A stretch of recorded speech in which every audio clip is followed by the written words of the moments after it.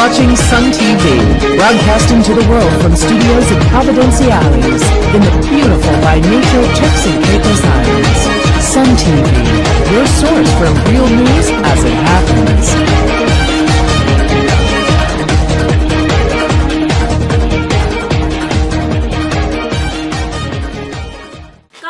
Breaks ground on the $10 million expansion for Providenciales International Airport. Scores of unsung heroes from TCI honored for their outstanding contribution to society, and police warned that no alcohol should be sold during polling hours of Friday's by-election. These are today's headlines. I'm Toddleen Dafferlin, and I'm glad you could join us for this edition of Sun TV News. The $10 million expansion at Providenciales International Airport got off the ground on Thursday, March 21st. The planned expansion will nearly double the size of the terminal to better accommodate the 500,000 passengers who pass through the airport each year. Work is scheduled to begin shortly and will ensure that the TCI's airport meets the International Association of Travel Agent criteria for Level C class facilities. Once completed, passengers will be able to enjoy expanded check-in counter areas and self-check-in facilities, additional bathrooms, larger retail space for shops and restaurants, and improved medical amenities. Speakers at Thursday's ceremony included Governor Rick Todd, Premier Dr. Rufus Ewing, Minister of Finance Washington Missick, and Airport Authority CEO John Smith. We hear more in this report. I can assure you that once it is completed, it will be something that we all can and will be proud of. We manage it tightly, we manage it well. We spend the money that we have and manage that money through the board very tightly and very well. It is a significant project for us, but by no means a very expensive project, relatively speaking. And by no means the largest project that we have dealt. And we can say to you, this is a project, as the previous one was, because over 94% local involvement, we'd be able to do the same thing. The airport is not something static. It has been changing consistently over the years, and we know that what we're about to start now is simply the next stage in the journey of taking this airport further. But the airport is a symbol of several things. It is a symbol of the success of the Civil Aviation Authority and the Airport Authority in making this such a successful venture. It's a symbol of the success of TCI in bringing people to these islands, as tourists, for example, as visitors of different sorts, as investors. Therefore, it's a symbol of that success. It is a symbol of our desire to keep investing in the things that really matter to everyone here and to our economy, and it is, if I can put it like this, almost a symbol of national unity. It is very good that we have gathered here together people from all parties, from all sectors of the community, because, as Mr. Smith pointed out, this is not any one person's airport, it is the island's airport, it is the community's airport, and it's a great asset we need to keep on taking forward into the future. Right now we're at a critical phase where, in order for us to grow our tourism industry, we need to increase the capacity urgently of our airport. It's a difficult decision to decide whether or not you are going to take a few months to build something very, very, very much bigger and better that can last you for the next 25 years, or whether or not you should do something intermediate or short term, while we take the opportunity to that can accommodate the current needs now and for the next 5 years out, while we then continue to raise the revenue that we need to pay our own way to build a state-of-the-art brand new facility that can accommodate us over the next 25 years. And that's a decision that was made, and that's a decision that we made, that we think that this particular facility now, once built, should be able to accommodate our needs, our arrival needs over the next 5 years. And I sincerely hope that it does not, because if it does not accommodate our needs for the next 5 years, it means that we have done a great job as a government in bringing more and more tourism, more and more tourist arrival to this country, more airlifts, and hence we should have even more money available to build whatever we want to build to accommodate them.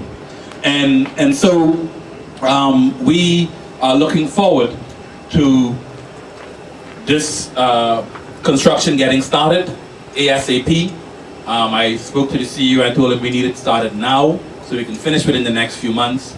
And we want them to not only think about building this now, but already start making plans, drawing plans along with the master plans, looking at financial strategies and how we're going to build the next new terminal over there in a few short years. So one of the things I believe this extension may give us an opportunity to do is focus more closely on the creation of a regional hub within the Turks and Caicos Islands. I think I've made it very clear that under normal circumstances I would want to see a new state-of-the-art terminal that befits our 5-star destination here within 5 years. That is my vision for aviation and for tourism in Turks and Caicos. I must also say that this project was significantly advanced when we came to office, and we have spent some time looking at it, as I say, not in sufficient detail, but given the restrictions on our tourism product at the moment and the level of complaints that we have been receiving from our guests, I think we had no choice but to make a decision in upgrading the facilities as it now stands. And I think under those circumstances it was prudent to support the Airports Authority in making this decision to create this additional facility. And I'm very happy that funding has been available. The funding generally is being generated from the operation of the Airports Authority itself. I want to make it clear that this is not a project that we are going to go out and borrow money for. This project is self-financing, and that's another reason why it is important and it is the right step at the right time for now. But going forward, we will be moving full speed ahead in the right direction with that new terminal building, and we will stay the course. Scores of individuals from the TCI community were honored for their dedication to the progress and development of the Clement Howell High School on Thursday, March 21st, during an event at the Gus Lightburn Complex in Providenciales. The event was an extension of Black History Month, which was observed in February and also a part of the school's 25th year anniversary celebration. Those who were honored stemmed from varying backgrounds such as education, business, politics, and community activism. Among those honored were former Chief Minister and current House of Assembly Member Honorable Derek Taylor, former Deputy Premier and Minister of Education Honorable Lillian Boyce, retired politician Honorable Hilly Ewing, who is father of Premier Honorable Dr. Rufus Ewing, long-standing businessman Albrecht Butterfield Sr., community activist Marion Williams, and Mrs. Ellen Howell, former teacher and widow of the school's patron. A number of business entities were also awarded at the ceremony. They included the Sandals Foundation for its charity work, Beaches Turks and Caicos, Graceway IGA Supermarket, Pendaline and Fine Art Studio, and the Heartland Group. The institution also honored long-standing teachers and students who had done well. Pastor Bradley Henfield, who opened the ceremony, told the gathering they can only get out what they put in. The persons who are here being honored this morning, they are being honored because they put something into their lives that was good. And the good things that they put into their lives came out of their lives and affected our society in a positive manner, so that today we are here honoring them for their service. And we can recognize the good that they have done. People like Clement Howell, we can recognize the good that he has done because we are here under the banner of the Clement Howell High School because of his service and his vision for high school here in Providenciales. And when I look around, I see so many students wearing that yellow and brown, and I remember that schools that started with about 105 students now have more than 900 students. Good has come out because good was put in. Deputy Premier and Minister of Education Akira Mizik had some very strong words of encouragement for Clement Howell High School and those who were awarded. It's an honor and privilege to be here today. Many of the unsung heroes in the booklet, we know them as our heroes. And we're pleased that the Clement Howell High School, that's had a rough few months, have turned their image around. And we're asking that many of you sitting here today, businessmen and women, to support this school, to invest in this school, because events like this can only take place because of your support. We know the money is tight, but it's because of you that these events will take place. It's because of you their athletes will do well. Because of you that their students will have a sense of pride. And I want us to give a round of applause to all the students here today. They're sitting, they're listening, and they're watching us. We're their role models. Let's continue to shine for them. And what I want to say is, thank you for having me. Congratulations to all the unsung stalwarts. It's an honor and privilege to have gotten to know some of you. I look forward to meeting more of you. And Pastor Bradley, like you said, what you put in, you get out. Let's as corporate citizens, let's as the government, put more energy and effort into the Clement Howell High School and all the schools in the Turks and Caicos so we can have the best, well-rounded, honest, hard-working students as a production. Thank you and good morning. It was also a rather proud moment for Premier Honorable Dr. Rufus Ewing. He explained why the event was so special, and he was also full of praise for those persons who helped to shape his life. As you must imagine, I am indeed full and bursting with pride here this morning for several reasons. Sitting in front of me here today, several persons who are being honored, who have made me, literally and figuratively, who have made me and made me who I am, and to give me the opportunity to stand before you here this morning as Premier of the Turks and Caicos Islands.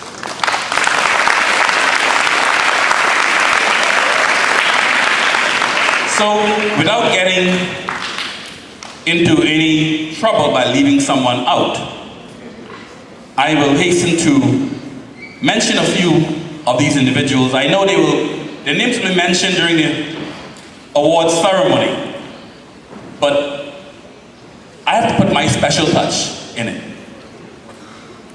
And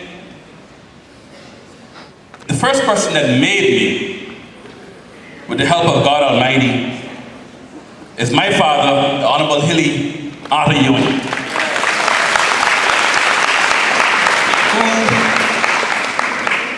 who have been a champion in my life and for my life,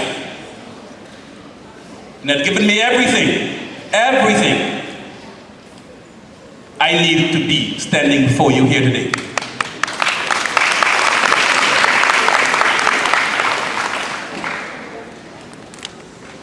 Then I come on to Mrs. Ellen Howell. Now, you know, they say sometimes in life, when you see things that are bad happening to you, you complain, but you never look at the good side of it.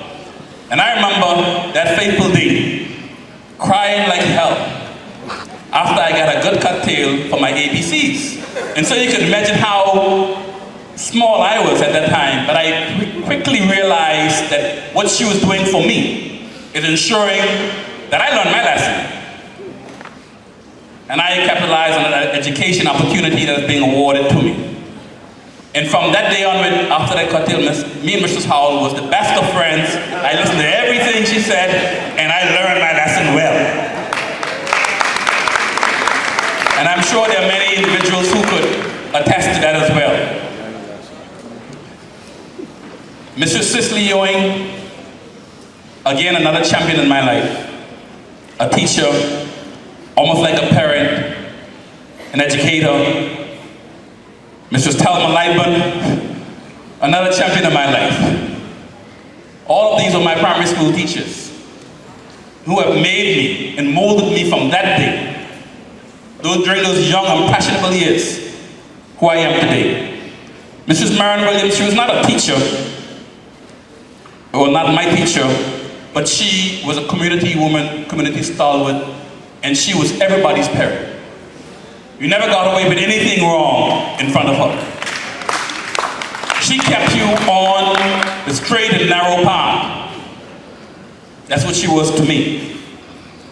Dr. Rosita Butterfield, and I'm no doctor by mistake here today, because she was my nurse, our nurse, all of our nurses in Blue Hills. And I had much to give her gratitude for, because she helped me become the doctor I am today. And we have many other educators such as Dr. Hugh Fulford, Mr. Samuel Forbes, Dr. Linda Williams, Dr. Beatrice Fulford. All of them have made significant contribution in my life and causing me to be here where I am today. And I give thanks to each and every one of you. So this is indeed a proud moment for me. Very proud moment. And I'm also proud because Clement Howell High School is an institution that we should all be proud of in Turks and Caicos.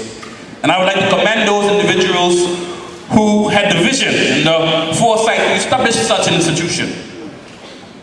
And to also commend those administrators of the past and current administration who brought this school through all the challenges and to bring it to where it's at today, educating over 950 students to help build our beloved Turks and Caicos Islands. So I would like to thank you, the educators and the administrators of the Clement Howell High School, and thank you for the foresight and the vision to hold such an event like this to honor our unsung stalwarts.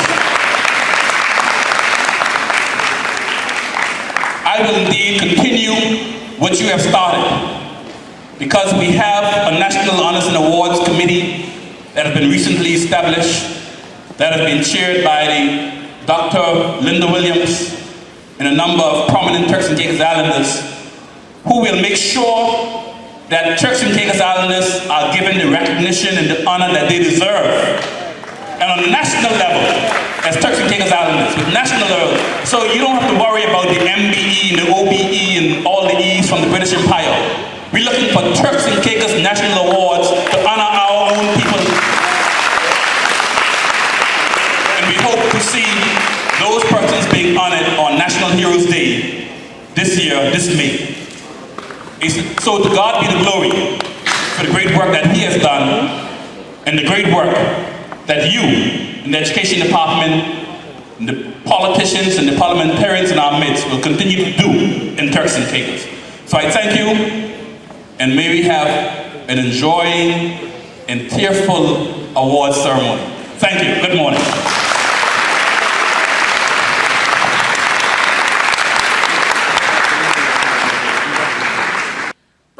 Liquor stores in Cheshire Hall and Richmond Hill are not to be open between 7 a.m. and 7 p.m. on Friday, March 22nd, which is by-election day in that constituency. And restaurants in that area are not to serve any alcohol during polling hours, which are from 7 a.m. to 7 p.m. According to a police press release, members of the public are requested to abide by the rules at polling stations and to follow instructions given by police or presiding officers so that the process during this by-election can run smoothly. Police officers from Division B will be posted at all polling stations in the Cheshire Hall and Richmond Hill constituency. I'm Tadleen Dafferlin. Thanks for watching Sun TV News, and join us tomorrow when we bring you more news as it happens, directly to your computer or mobile device.